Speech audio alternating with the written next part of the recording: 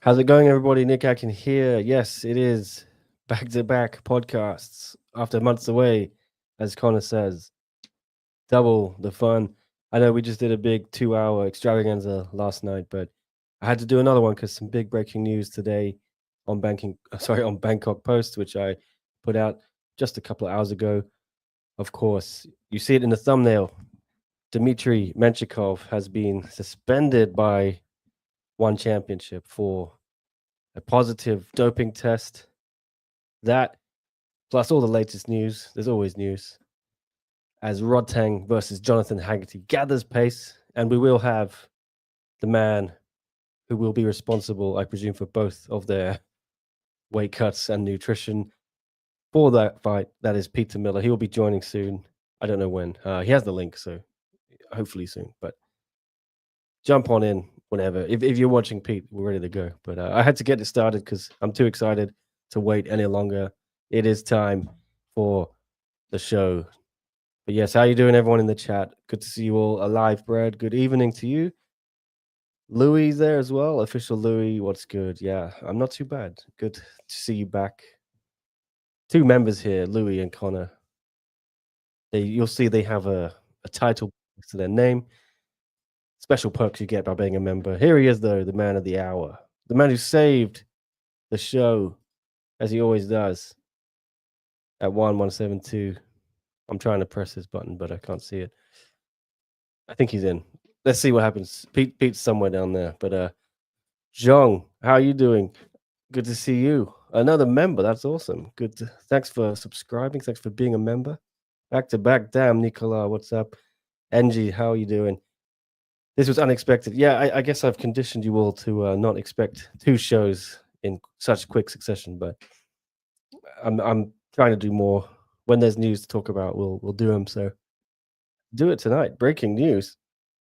If you missed it already, there he is. I'm back. You're back. Apologies for that, mate. Yeah, something happening. No, all good. How you doing, Pete? I'm good, mate. I'm good. Just had a couple of days, not doing a lot. Bit of a wind down, chilling. Yeah, It's been we were in Tokyo, weren't we? It was a pretty crazy week. You were there longer than I was. You were there for about 9 days, and you just got back late on Monday night, I think, even Tuesday morning. Right, yeah, got the flight messed up. Changed my flight and then realised no one was doing anything that day, so I was stuck in Japan all day. Yeah, I think we both expected there would be some fun going on Monday.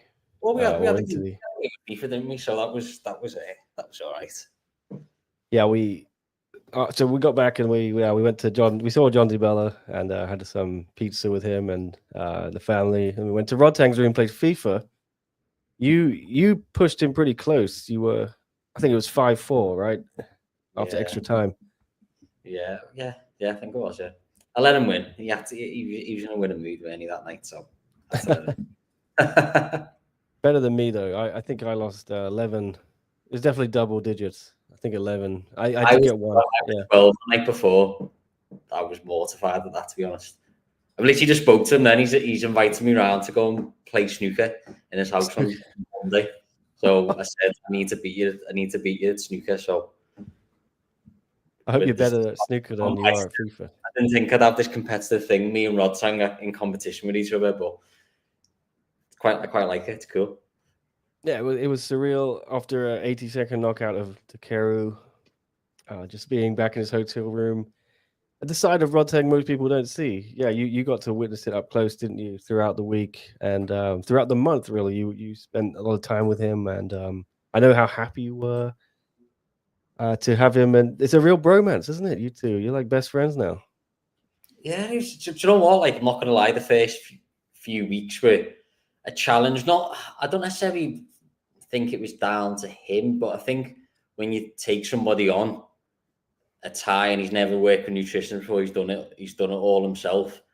Like, this random dude saying this is what you need to eat, etc. It's a little bit like who the fuck's this guy? So I think it took a couple of weeks kind of him to get used to trust me and get used to what, like, the way we were doing things. And like the last 4 weeks were absolutely perfect. Like I said to you when we were into, like, it couldn't. You'd have given me a dream scenario. What would happen on weighing day? Where he'd be at the amount of weight we had to lose, obviously the fight happening, it couldn't have gone any better. Like it was crazy. It was crazy. And like, I've got to like know him quite a lot now, like visiting the gym, seeing him loads, and like literally we speak all the time. Like he texts me as soon as the fight finished with a console emoji saying we playing after the fight. It's just really surreal to have that relationship with someone like that. Like, especially that he doesn't, English isn't his first language, and we just get on and like connect really well. So yeah, it was one of the moments where you're proud of like what you do and you've done the job and you've built that relationship with him. Did you have any doubts? A lot of people say Rodtang's this, he's like that, he's unprofessional, blah blah blah. Did you worry at any point that maybe? I did. There's always like, even like weighing day, like I've done this multiple times, and the system we use and what we do to make sure we pass the hydration. There's always that, because it's Rodtang.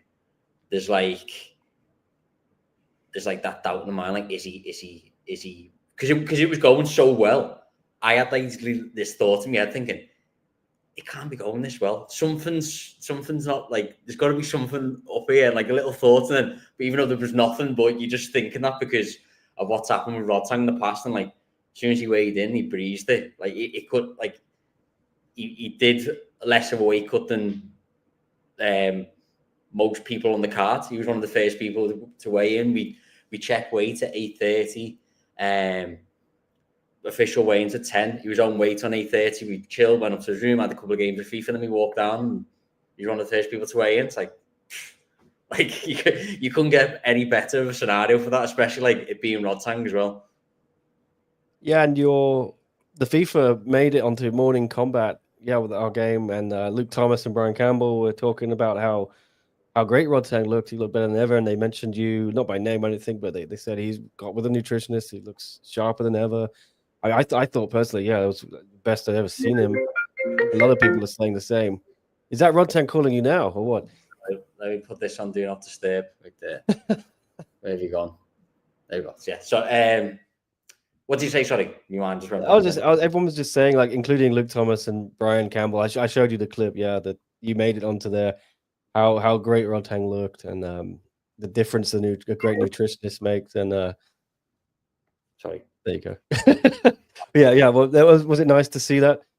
Yeah. Like to see the results that, and like, even when I've looked at him in previous fights, I was looking at his body composition when he weighed in for Dennis, Jacob, when he's fighting, he just looked very watery. He didn't look in good shape, and like the comparison to what he was to like this week was like unbelievable. And that's what me say, like, blowing my own trumpet. Say, oh yeah, because he's obviously put in the work as well to get to that position. But to see him like possibly in the best shape, even like the one staff were like saying, like, I heard them talking, saying, oh, like Rodtang's been in the gym and Rodtang's got like a six pack, like he looks incredible shape. And to see, like, it's crazy to think, like, imagine he had the nutritionist throughout his career, like the last few fights. It's scary to think what he'd be like if they'd been fully dialed in his previous fights. Well, that's it. And now it sounds like it's going to be Haggerty next, another guy you work with, Jonathan Haggerty, the trilogy. I know you probably can't give much away from what you know, but I presume you're going to be working with both guys whenever that happens. You've done that before. Yeah. I have no idea the scenario. It's kind of like Rodtang mentioned it to me last week. Actually, when we were playing FIFA. I just kind of cross that bridge when it comes to it. It seems like just a bit of a, I don't know if it's going to be for a belt. Is it going to be like, is it a super fight? Is it a catch weight? I don't really know like the full details of it yet. Well, Rodtang's posted about it just about half an hour ago, saying, you want to face me, then put your belt on the line, which I thought this was going to be Muay Thai, but it sounds like he's going after Haggerty's kickboxing belt. So presumably at bantamweight. And that surprises me, but I guess we don't know the details. But I imagine it's probably going to be in Denver. I've heard whispers of that. So interesting. But you've done it before, haven't you? You had Superlek and Takeru in Japan last year. You've done main events of two guys against each other. It's not new territory for you, is it? Yeah, it's obviously it's like my thing is like just cross that bridge when I come to it and then see what. Because obviously, if Rodtang's moving up a weight, it's a little bit of a different scenario because he's not having to cut any weight, so he might be in a position where he just does his own thing. Yeah, it's kind of like I still wouldn't trust him to make weight if he's bantamweight and he hasn't got you. Well, this is the thing now. Yeah, I would imagine that he's like taken a lot of the things that we've done, especially the stuff on fight week, and he kind of knows. Like, he was even saying to me, "Oh, I never eat on fight week. Didn't realize I can have eggs, I can have salmon. I've been eating all week. I've been eating up until the Thursday." So hopefully he's taking that. He's going to take that with him, whether we work together again or whether we don't. Well, I did ask, or someone asked at the press conference, and he said he's gonna. It sounded like he wants to use you because he said he'd unlocked it a new level and he'd rediscovered his dedication, and he realized now he'd been missing that, the last few fights. And for me, it sounds like, and Liam Harrison was on the show last night and said Rodtang needs to fight these top level opponents to really bring out the best of him. And I agree. Yeah. Do you feel like maybe that's the case? He wasn't facing people he thought was a challenge, so he didn't really feel he had to be the best, beat them, and why would you try as hard if you didn't have to? I suppose in everything, like you might have had this where you just have a little bit of a lack of motivation. Like I go through times where you go lack a bit of motivation and work, and sometimes you need that challenge to push you because maybe he thought like as yet like the level of opponent he's been fighting hasn't been like what how he wants to challenge himself. So maybe he needs these big fights now, and like couldn't get any bigger than fighting Haggerty in Denver. Like that's huge. Well, another of your guys, Nabil, he had a pretty lengthy post today. I want to. I don't know if you saw it, but he kind of on the post there. Yeah, he took a little swipe at Superlek, I think, saying, I have a fight purse 3 to 4 times less than his, and yet I invest in a nutritionist to be on point. Meanwhile, he can't even make weight properly. This is what sacrifice is. When you read things like that, how do you feel? Because it's kind of praise for you, but also you have worked with Superlek before, so I'm sure you don't want to throw shade at him. And I've got a good relationship with Superlek, so everyone I work with, I've like still, if I see them, like Petchy there, like still say hello, like speak to them. Like I see Superlek was on my flight, and I was asking him how he's doing, and he was like, "Yeah, weight's good." Asking me a couple of things about fight week. Like he seemed in good spirits every time I bumped into him because Rodtang and him, like you've seen that video where they're wrestling. Like I filmed that bit where they're like on the floor, like we were chatting. He was in a good place. He was telling Rodtang about like what we did together last time in Japan, and he seemed like he was in a good place. But I think maybe he cut a corner and thought he could do things differently, or I don't need to drink as much fluid that week or something, and he's just completely underestimated because his hydration wasn't way off. It was pretty close, and I think with the right strategy, he probably could have made it. But if he's doing it on his own, well, I'm aware he's got a nutritionist, but I don't know like what the full thing is with him. But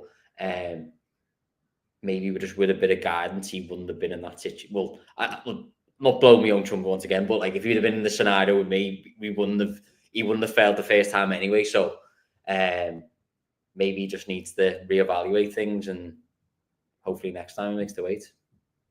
What do you think? Is it time for Superlek to come back to you, to condition nutrition? I think it might be. The doors are always open if he wants to come back.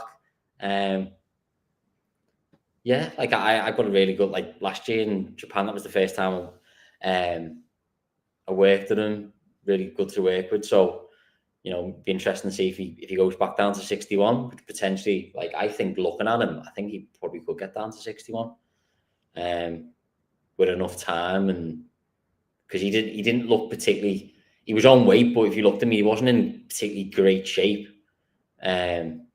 So a few more weeks of diet and dialing things in, he probably could make 61, I'd say.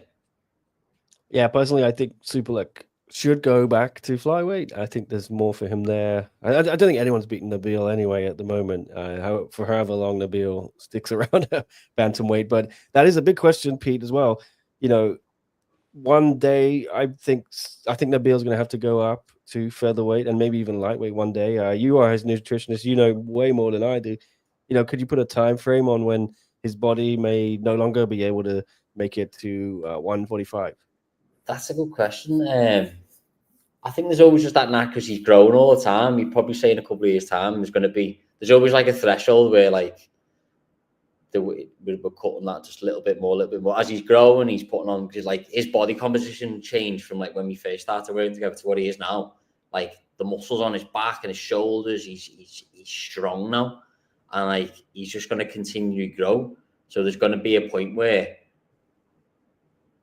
there's the conversation of moving up, and it's always like same with like when John moved up to bantamweight. He was pretty. Nabil's probably a little bit different because he's really tall, but there's a period where you move up a weight, you might be a little bit small for that weight class at first, and then you kind of grow into it. But I think probably it's naturally going to be in a couple of years, I would imagine. And because he's so tall as well, he can fill into his body too. So yeah, lightweight isn't even out the question. He's not even like, his frame is ideal for that too. So yeah, I'd probably say a couple of years time. Because he doesn't cut. Nabil doesn't cut a lot of weight. Surprisingly, everyone's shocked that he doesn't cut a lot at all. Yeah, he's about 70, 71, isn't he? In camp. It's never like, it's a real struggle for him to get down. Like every time we've done, how many camps have done with Nabil now? I think it's like seven fights I've done with Nabil now. So every time it's pretty much, we know exactly where he's going to be at start of fight week. We know exactly how much he's going to cut on fight week on the day. Yeah, it's pretty cruisy for him, really. Right, I'm getting to some of the comments here. A few people asking about whether you were going to work with Tawanchai. Tetsuya here saying, Pete, you should try reaching out to Tawanchai. He said he had a bad weight cut and didn't recover well. Wasn't able to eat and felt bad on fight day. Have you ever had any conversation with him? I seen him when I seen that comment, and I was surprised because I'm sure Rodtang, we were in the training rooms and he was training, and his coach, Tawanchai said to Rodtang, we only had a couple of kilos to go, and that was like the Tuesday. So I assumed he was okay, but like, who knows? He might have eaten something like that's a kind of upset his stomach, hasn't felt great. Yeah, not really too sure. I know he's got a coach that works. I don't know if he does fully the nutrition side of things, but yeah, interesting. Yes, NG asking as well whether you think more Thai fighters, big name Thai fighters, will come on board after seeing what you've done with Rodtang. Is that something you could see happening?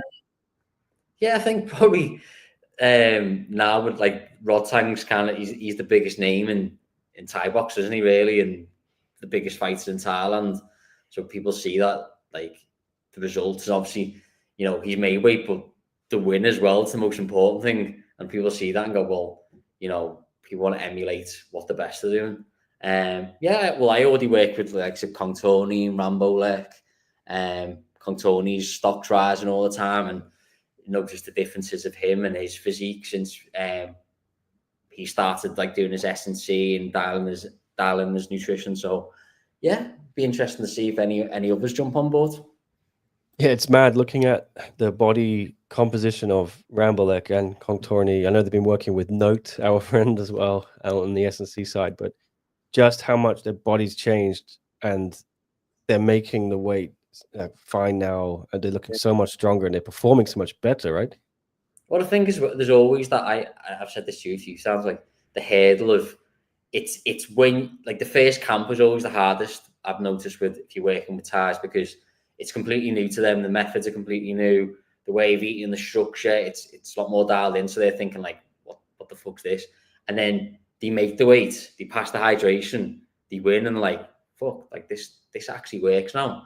And they're a lot more responsive. It's always just that first little hurdle to get over. And now, like, the biggest name in Thai boxing, Rodtang, has done that. He's seen it. He's commented about it, how it's a new world to him. So I'm sure a lot more Thais will look at it and go, well, we need to do this now. All right, I'll keep looking at these comments quickly. Beyond Kickboxing asking, "Hi Pete, any words from Superlek about working with you again?" He hasn't contacted you yet at all, I imagine. I've had a conversation with someone from One about it, just inquiring about what the thoughts are with Superlek going down, but yeah, no direct contact from Superlek himself. And story of the fight, also a member of the channel. Thank you, Will. Saying, "Do you think the hydrated threshold is too high? You prove that with the right prep, anyone can do it, but still so many people fail. Maybe they should lower the bar."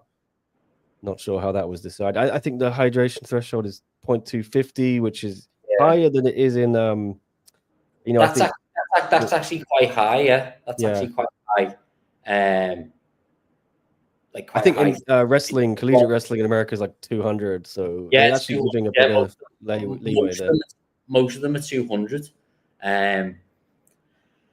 Yeah, like the hydration thing, it's not as complicated as people think to pass. You just need to do it a few little tweaks here and there. And I think a lot of people just completely underestimate how much like fluid you need, how much you've cut. Yeah, there's always people failing it, and what blows my mind is the same people fail it, and then they don't seem to work with anyone, and they carry on just doing it. Like I'm not gonna mention any names, but there's people that turn up every time, and they're always failing. You're thinking, you must be thinking, like, do you really want to put yourself through this? Like, at least hire a professional. That's not necessarily me, but you think these people who are constantly missing weight and hydration, like you would invest in, because you're losing 20, potentially 30% of your purse if you don't make it, which blows my mind. You'd invest in that. Yeah, I never understand why someone wouldn't just pay a certain amount. I'm sure it's not even that much to guarantee they have a chance to win or bonus, with a knockout and potentially climb up a division and get a title shot. It just makes no sense to me. But anyway, people are going to do what they do. Someone else here asking, why aren't you working with Superlek? We sort of already explained it, Rain, but yeah, maybe it'll happen again. We don't know. Peter and Superlek, it could come together again. My phone's open if you want to give me a call. But like yourself, like that was through One Championship. They hired me for Superlek, so it wasn't through Superlek directly. So it was through them. So let's see if he calls. If One Championship want me to help him again, I suppose it already depends on what they've got planned for next. Like it was the same with Rodtang. Like One Championship reached out to me to get Rodtang on weight. So yeah, see if he gives the call. All right, and this one from Chester saying, I don't know the significance of the numbers, but how much or how little is a 0.05 miss? It's not a lot, really. Like there'd be a strong chance that if the guy dipped the pen in the urine again, it could even be a pass, like just the pass kind of thing. It's like that. If you retested, there's a chance that he could have just made it. But it's not by a lot. Like he could have, if he'd have had enough time. Put it this way: if he'd have missed by that, I would have guaranteed I could have got him to pass the hydration, because he wasn't miles off. Because what a lot of people do when they miss the hydration and they've cut a lot of weight, then they think, oh, I need to drink fluid to pass it. They'll drink fluid and the body's just like a sponge, so the body will just hold on to that water, and then they'll go pee again after they've cut the weight. And hydration is exactly the same as it was the first time. And it's just little things that you need to do to tweak it, and like the amount of fluid you need. So he like, long story short, he probably didn't need that much to do it. He just probably didn't know what to do when he failed initially. Well, yes, Superlek, if you're watching, give him a call.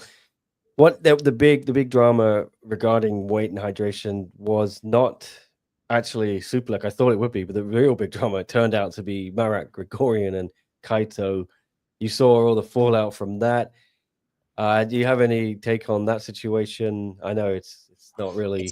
It's a hard one, really, because I suppose as a fighter, if the fighter misses weight, you're going to be pissed off because you put the weight. And even though it's like 300 grams, like it's a small amount, but you know, your opponent missed weight and you've done it. You've put the work in. It's as you said on the podcast yesterday. You can see both sides to it. I can see both sides to it. Where you put the training in for the sake of 300 grams, just go and fight. But then, you know, I think you said about like Japanese fighters are very kind of, they take that very seriously about the making weight process. I think there was a similar scenario where I think it was on the all-female card last year. I think it like a Japanese girl was fighting an opponent missed weight and she like refused to agree to it because I suppose Ayaka, I think. Yeah. Yeah. Yeah. I suppose it's you can understand both sides. You know, people could say, well, he's missed weight regardless if it's 300 grams or it's 2 kilos, he's still missed weight. So it's just a shame. From what I gather, missing weight in Japan is like a real serious crime. And and obviously, from a fan's point of view, that's a really Gregorian's a really exciting fight. That's been a really good fight to watch. So you can kind of see both. You can kind of see both sides. So like, if that was it, if I was in this scenario with the fight and it didn't happen, you'd obviously be pissed off. You're like, why are you not fighting over 300 grams? But then if you were on the other fighter's side, you'd be like, well, it's a shame. From what I understand, increasingly it sounds like there was just a lack of communication or a breakdown of communication, shall I say.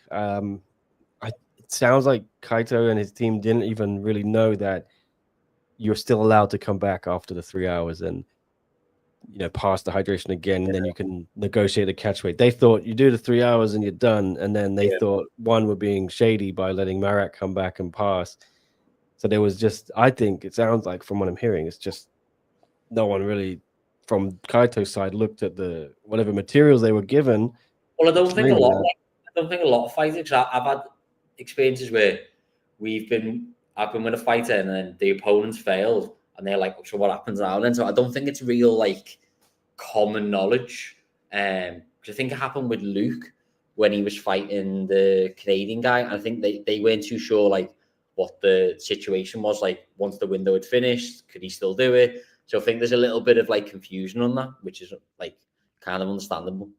It just baffles me though. Like you would fly halfway across the world, you know, for a fight, a debut, whatever. You wouldn't know the system.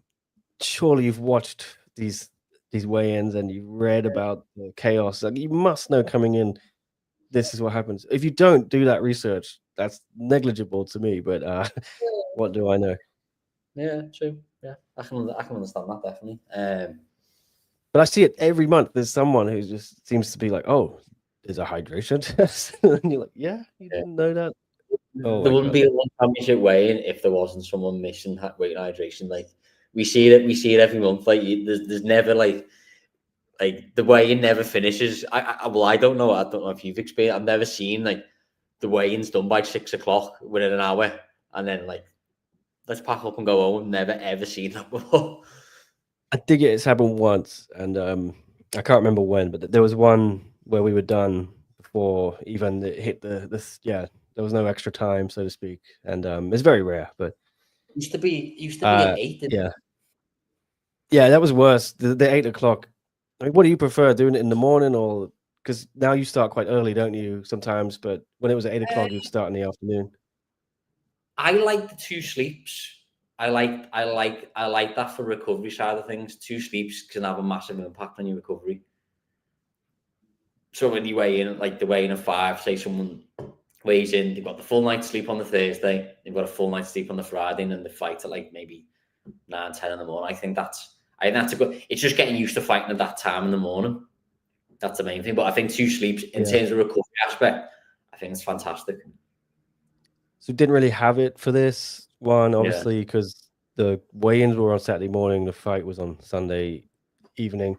Similar with 117 Bangkok, you know, where Nico Carrillo had his pretty tough weight cut and admitted in the fight with Nabil, he just didn't feel great. Do you think if he had that extra sleep, he would have looked better? I think there definitely would have been it would have had an impact for sure.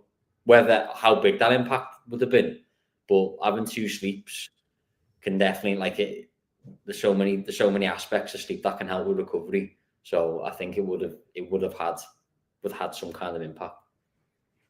Rui Botello in the chat. What's up, Rui?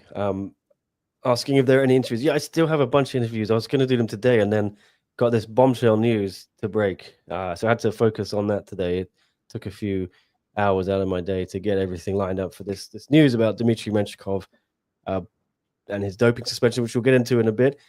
So I still have 5 or 6 interviews I'm going to upload tomorrow. It sounds like now. I know it's a bit late, but hopefully you all tune in and watch them. Yeah, Rui in the chat. It happened once in 164 in Manila. We were completely shocked. That was it. Yeah, the one where everyone passed, I think. There were 2 weigh-ins for that because it was a double card. And one of the 2 weigh-ins. Do you remember those days? I don't know if you were around then, Pete, but Yeah, the two. I'm trying to think. All the 2 weigh-ins like in consecutive days. yeah, because there were 2 cards. It was like a Friday, a Saturday morning card and a Saturday evening card, something like that in Manila.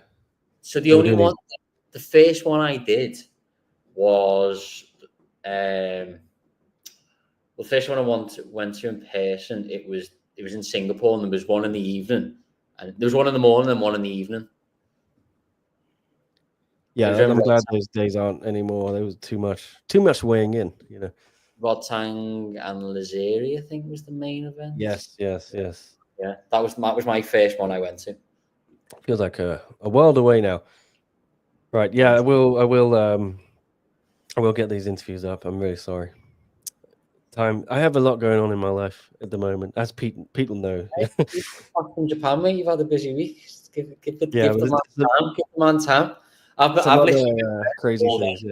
Yeah. I've done all day, and yesterday I got about 5 hours sleep after last night, and then I was up about 8, walking the dogs, and then I had to go do something, which took a few hours, which I don't normally have to do, and then started doing the work, and then I got this story with Menshikov. It just never stops. The World of One Championship, there's always something crazy going on. So that's it.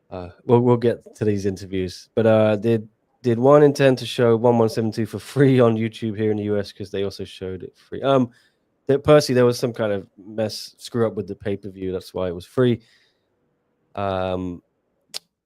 Nick, busy? I don't believe it. Still, yeah, I'm always. You've seen me, Pete. Yeah, I've seen you too. We're both pretty busy these days. Yeah, I clocked up a few steps. I looked at me step count last week. Like one of the days was like 33,000 steps. Like for a long time. Yeah, it's a tiring week, and we'll be back at it next week. Fight Night 30. Who have you got on that card? I think a few. Nico Carrillo, you back with him, right? Yep, got Nico, got George Jarvis, got Asa, and yeah, I'd be catching up with like Lyndon and Christian as well. And even though Lyndon doesn't have to cut any weight, but I'll be catching up with them and yeah, seeing them too. Yes, we will. I'll do a preview, I think, next Monday for that show. But I did want to talk about this big story, yes, which I just mentioned. I don't know how much input Pete has on it, but One Championship suspending Dmitry Menshikov. Pete, were you shocked to see this news? But when you posted that, I was surprised because I know all the thing that happened about didn't he want to get out of his contract due to inactivity and stuff? I was like, oh. Yeah, so the week of the fight, he was saying, he wanted to serve legal notice against One for an alleged breach of contract. And then he said, because of this, he would now be entering free agency after the fight. So he won the fight, but now he's been slapped with this suspension for 6 months, which I guess will date to about July. I don't know what's going on with the contract. Not sure if he's coming back, but a bit of a messy situation. But yeah, this is what does he test positive for? I can't pronounce either of these. Do you know anything about these 2 substances, Pete? I was talking to Liam on WhatsApp before, and he was saying one of them. I didn't really do much research on it. I'd only just seen it. He was saying something about to dilute your urine. One of them, I think it was the second one. Yeah. So the second one, furosemide, I've probably pronounced that wrong, is a diuretic that can be used to reduce weight and increase urine production, which can flush out other substances from the system before a doping test. And the other one was a stimulant that can increase your stamina and all that stuff. So, yeah, not ideal. It's a shame. I like Dmitry, yeah, and Yeah, but like he was a good. It'd have been a good. I was speaking to. I thought that'd have been a good fight for George. yeah, maybe it won't happen now. Yeah. Oof. Does the suspension even matter? Louis asks. It's not as if he would fight in one again. I don't know, Louis, because maybe I don't think you can just say I'm leaving one. We've seen from the past they hold people in. If they have a contract with them, they will hold you to it in most cases. So if he can legally get out of it by suing them or whatever about this inactivity and gets out, then fine. But if not, I feel this might be a bad play because he's going to be locked in a contract and he's going to be out of favor and he's probably just going to be frozen for as long as the contract lasts and won't fight again, which could be however many years. So potentially a tricky situation for Dmitry. Story the fight asking, does it take that long for test results to come back? It's not immediate. You know, they take the test immediately and they send it off. I think it's like 10. I think it's 10 days. I think I might be wrong on that. So this fight was Feb 14th. Yeah, and then I guess 10 days, and then there's maybe like negotiations over a B sample. Yeah. And then they'll have to come to the fighter, and yeah, probably a bit of back and forth before it's officially kind of said to them, and then it comes out in whatever manner. So I don't know. It's not always immediate from what I understand. Like, because what was the last one? Nabati, he fought in January, and then that came out, yeah, late Feb, was it, or early March? So seems like it's not always immediate. I don't know the ins and outs. Who does the testing for one? It's so they have a testing partner called IDTM. Here you can see in the article, International Doping Test and Management. They've been working with them since about late 2022, since they started the Prime Video cards, basically. And this partner follows the World Anti-Doping Agency's code, or whatever it's called, the prohibited list of WADA. So, and they work with, you can see all these major organizations they work with. So it seems pretty legit: NFL, MLB, NBA, and so on. Yes, that is it. I don't have much more to say on the ban, but yeah, I wonder if we'll ever see Dmitry again. It is a shame, but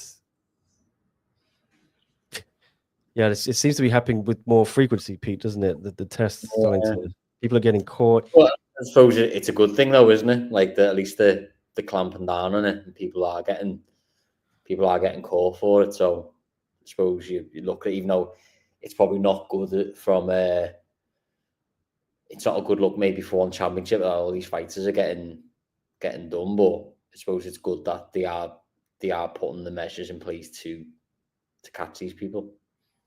I would rather, yeah, they do more testing. It seems like it's still random and not everyone is tested. You know, the thing is as well, like even if he's getting tested, that's probably a wake up call to all fighters who may be taking something to go, oh, well, shit, well, like all these fighters are getting done here. Maybe it's time for me. Like I can't do this anymore. Especially if like you're moving on to the prime shows, and that's when they do it. I don't know. You might know this more than me, but if they do it on the Lumpini shows, but there might be people on the Lumpini shows and they're potentially taking something, and then for them to go on the big ones, they might think twice now to do that. Have you ever worked with anyone who said, "Hey, Pete, I'm on this secret sauce, and can you factor that into my weight cut and that?" No, I've never had that.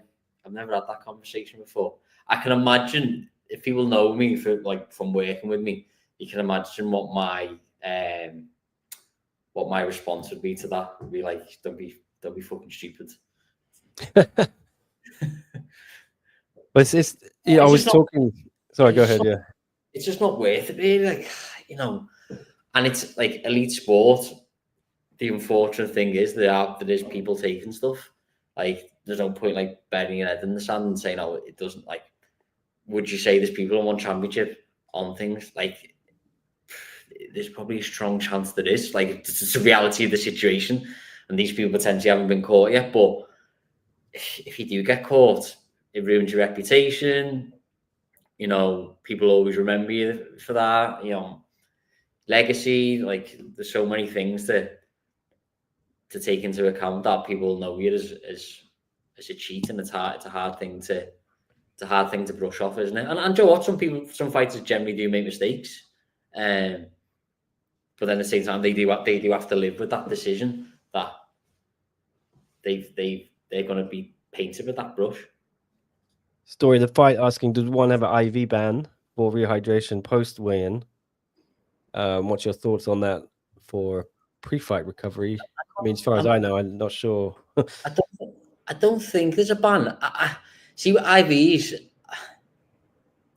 if you're refueling properly, rehydrating properly, there's not really much need for it. And a lot of like, especially a lot of Taj get IVs on just normal stadium shows or whatever, and they don't really know what they're putting in them.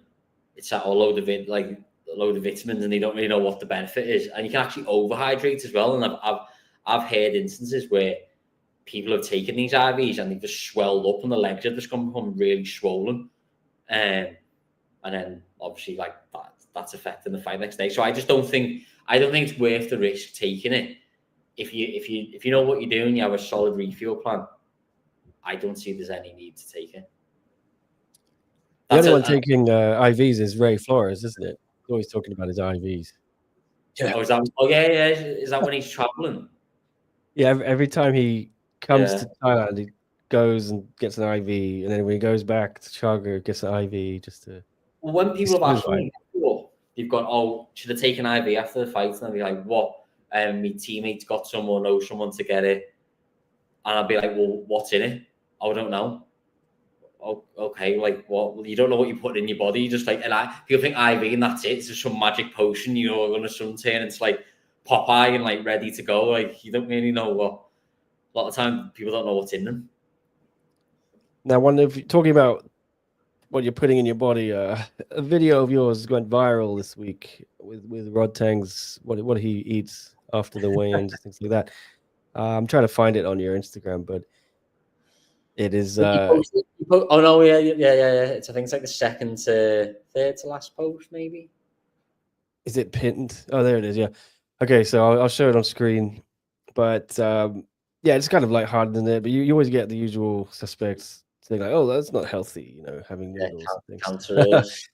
But there it is. Yeah. So someone I saw in the comments was saying is cancerous. Yeah, but it's a bit I'd of love fun, to know the study that shows mama noodles causes cancer. I'd love someone to show me that scientific study, but it is a light-hearted thing. But like he did show me, and like this is the thing where you give a refuel plan to someone, but at the same time they're craving a couple of packets of noodles.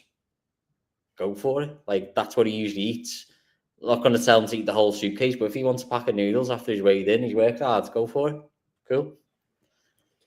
But people just kind of lose more than a couple packets there. He's got a whole suitcase of noodles. Yeah, he's got it. But to be fair, did you see when we were playing FIFA, he was packing his case, like the majority of them, like 3/4 of that was going back in the case. Oh yeah. So he just likes to have the options to choose. Yeah, I think.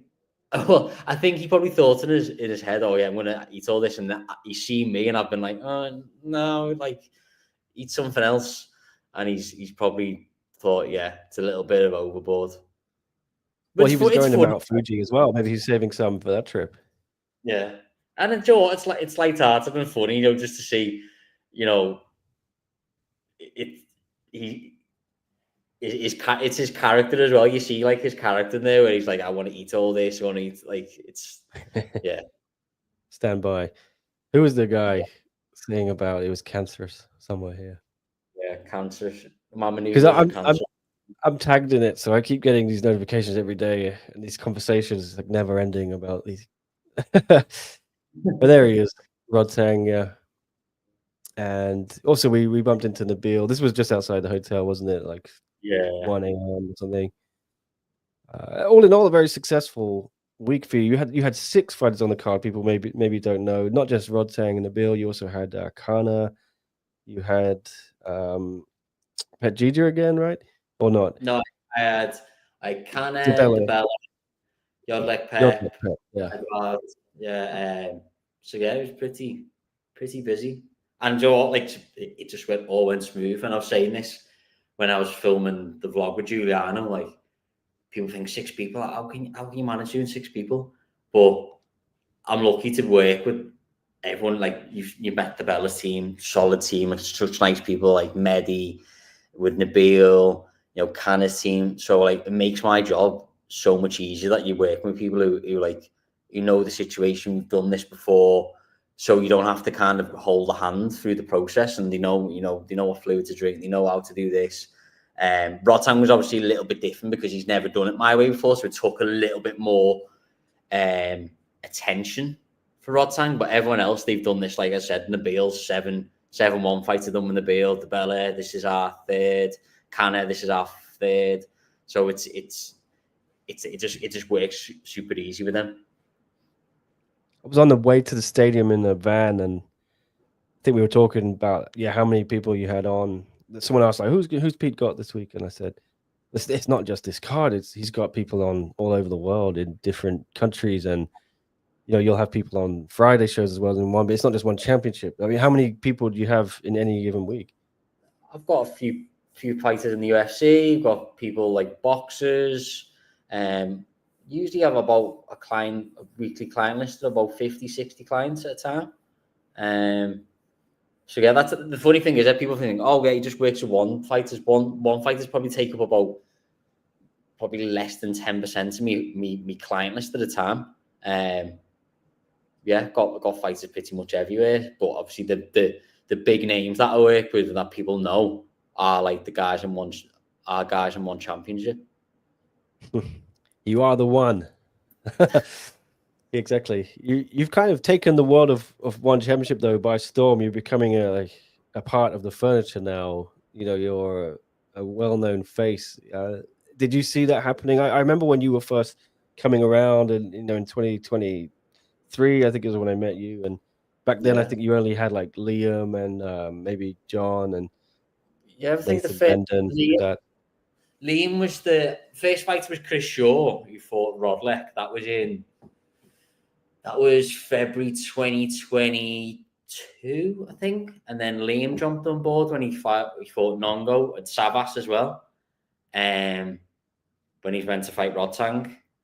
And then John. And then it kind of like John was the first name. John beat Nongo. And it kind of went from having one, and then within the space of a year, Smiller beat Alicia, then Pachida, then Superlek. Like it just kind of like all came out pretty quick. Yeah, it's just crazy thinking back to that time, because you know we were both.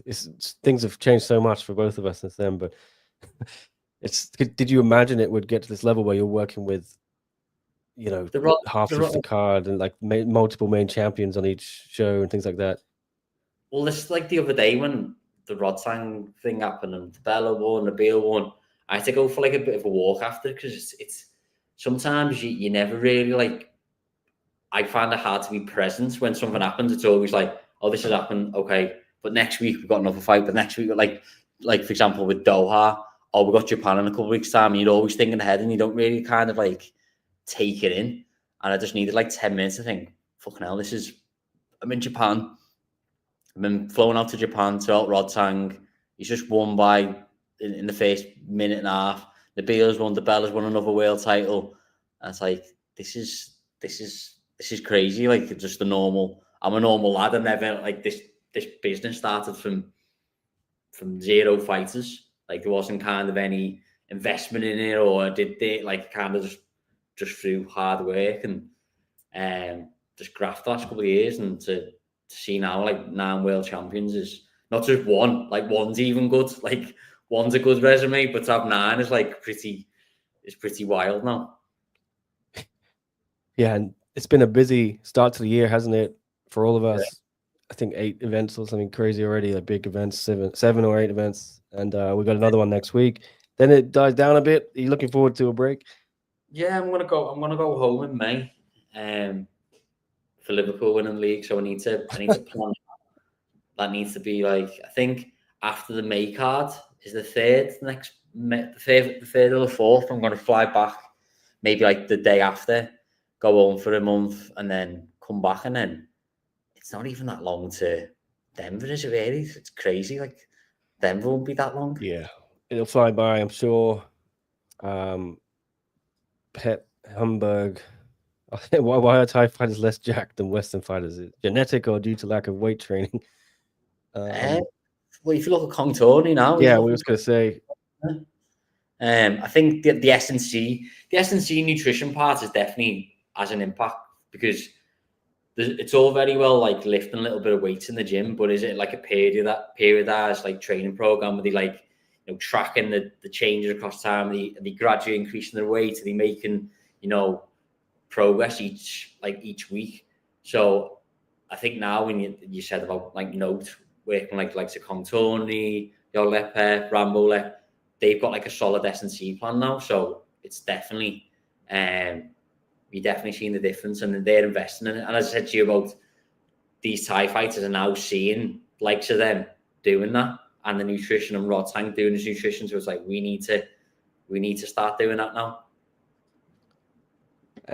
We kind of covered already, I think. You think, is this weight too big for Rodtang, 145?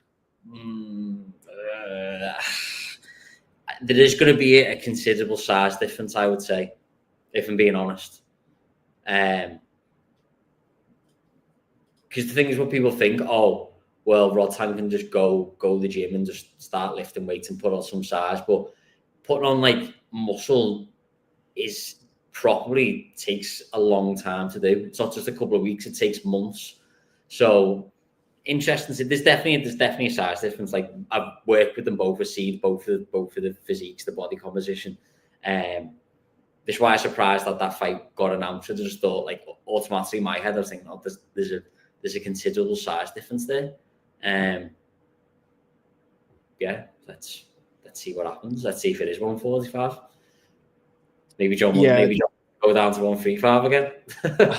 I don't think John could do that. Maybe 140. Could you see a catch weight? But I still don't think John would want to cut anything. I just think it's a catch weight. I don't see the what's the fight for. That's my thing. If it's a catch weight, if it was like 145, but it's a title, it's the kickboxing or something. It's then, if it's at 140, it's like, what's really what are any of them kind of gaining out of that fight? For me, you know, I'd rather see Rodtang stay flyweight and fight for the vacant belt now, maybe against Contorni. And I'd like to see John defend his kickboxing belt against someone else, maybe Petnong or Enahachi. Yeah. I don't like. It feels a bit unnecessary for me, this match. I'm hyped for it because it'll be great, but from like a fan's point of view, like, that's a sick fight. But like, if it's at a catch weight, like, I don't know.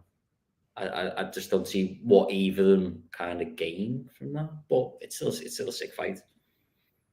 yeah. Well, we'll see what happens. Obviously, John wants revenge on Rodtang, so I can see it from his point of view. He wants to fight. So, I mean, I was just surprised when it seems like now, yeah, it's a kickboxing title fight, and I know Rodtang's just knocked out Takeru.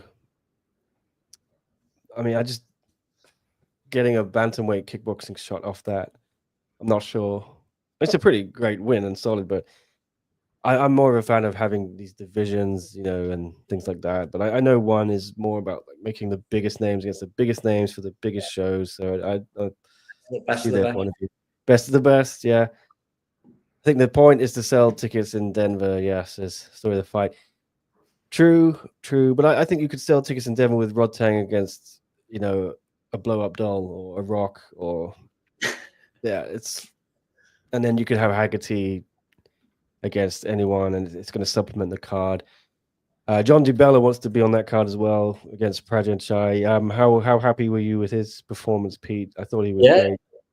I think he won every round, in my opinion. I think pretty much that was a solid performance. Yeah, I think that's the best of seen him. It's different, isn't it? You think back, not even a year ago, 9 months. I think he was really struggling to. He didn't pass the hydration, lost his belt on the scale. You know, talking about Superlek doing the same, but happened to DiBella, and he just looks a world different to me now. His body composition looks a lot different. He looks he's taken a step up as a fighter as well since bringing you on board. Have you felt that? Yeah, I even said to him the other day, like even when he was training, like his shoulders are bigger now, his back's bigger. Like when I first started working, he was quite a slim frame, but now he's got that strength. He's working on his S&C, so he looks solid, and like he makes the weight really comfortable, and he's like super easy to work. Like such a nice lad, family so nice, like so welcoming. Like absolutely, like, yourself, like they're such good people to work with. Yeah, I love that they all travel as a pack. They're always at every fight for him, and Yeah, have a support network like that. But yeah, DiBella, we'll see what happens. Hopefully he gets that fight. I'd love to see him fight in Denver. But that's about it, guys. We got 5 minutes, maybe. I only want to keep it to an hour tonight because yesterday's show was 2 hours, so we want to balance it out. I want to get back to. I was just watching Succession. I want to go finish the season. But yeah, anything coming up for you, Pete, this week? You got anyone on Friday fights? If you have any questions quickly for Pete, get them in the chat. We got a few minutes left. Nah, nothing this week. Next week I've got pretty busy.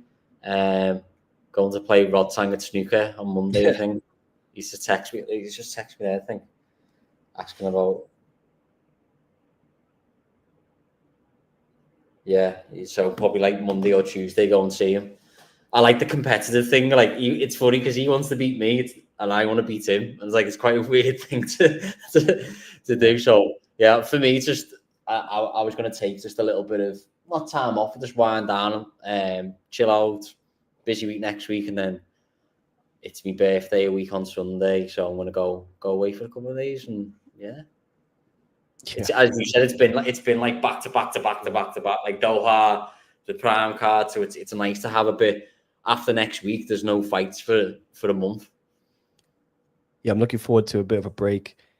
I started painting my roof here in December. I still haven't finished it. I haven't touched it in about 3 months nearly now because of all the shows and the traveling. So looking forward to that. Rodtang is very competitive, isn't he? He didn't let up, even though I was clearly shit at FIFA. He kept just doing. He just put the knife in. He wouldn't stop. He hit the bar about 15 times. This score could have been 20-0. Yeah. Well, I texted him before. I was watching snooker on YouTube, and I sent him a video. I texted me straight away saying, "When we playing?" He's like, "When we playing?" I was like, "You tell me when you want to play." He's like, "Next week." I was like, "Right, let's go next week. I'll play it." He's got one in his house. Oh God. Well, I look forward to seeing that. I'm sure there'll be some clips. Final one here, maybe. Is it better for fighters who lack size to take time off from training to focus on conditioning and gaining muscle, or should they continue training and have a fight every 3 or 4 months? That's a very good question. I think from a fighter point of view, you want to be as active as possible. So it's hard to kind of go, well, I'm not going to fight because I'm going to work in the gym for X amount of time. Yeah, I probably wouldn't. It's probably a no for me to say I'd take time off from fighting. It's just you've got to manage how much. You got to determine, right, how much am I gonna lose in the camp? How much am I gonna lose on fight week? Acutely, how much water am I gonna cut? And kind of work from there, really. Because you could cut less weight, like you could diet down less, but then cut a little bit more water weight. If you're a good sweater and you can, sweat off a couple of kilos quite comfortably, maybe that requires you to diet less, and that's not affecting the aim of putting on some muscle. Talking about sweating, I am sweating here. Summer is coming. I can feel it in Hong Kong. So I will get out of here because it's like that press conference. Oh, you weren't there, but we were backstage at the after the event, and it was so hot. I don't know if you heard it. Everyone was dripping. It was horrible. Poor old Frank was in a suit, and we're all bright red. It's hilarious. Anyway, yeah, I'm getting hot. So thanks, Pete, for joining me. Yeah, we'll catch up next week, I'm sure. And see you on Wednesday. Something like that. Yeah, I need to book flights actually. Thanks for the reminder. Is it the same hotel? I don't know. Monday? I should really check that. Yeah, it I need to changed find. last time. We were in a random hotel. I don't know if you came out to it. It was in Yeah, I was there. Yeah, that was the government's complex or something. yeah. Well, let's see. Hopefully go back to the Wonder. I'd never felt like I would miss the Wonder, but last time for Fight Night 29, I missed the Wonder. I quite like that change, to be honest. The You Wander's like the just a new bit. place? I hate the Lumpini Hotel. I've been to that hotel so many times. I just hate it. I hate going there. And the Wander's slowly getting like that. It's a bit sad, And isn't now it? I've got my own condo. I can get a taxi back. I don't have to stay up there, which is always a good thing. I can get a taxi back. Oh yeah, back to where is it? Tonglo. Tonglo, back to Tonglo. All right, thanks for all the insight, Peter. One of my favorite podcast guests. The world is so interesting. Yeah, it's been a while since we had you on. Thanks for the great chat. Bye, Pete. Thanks for your work. Everyone loved it. I'm sure we'll have you again soon, but I'm going to take off as well. Thanks for tuning in, guys. We'll see you. Yeah, unless there's any big breaking news in the next couple of days, I may not do another one until Monday. We'll do a preview, for Fight Night 30. But sure you'll hear from us again soon. All right. See you later.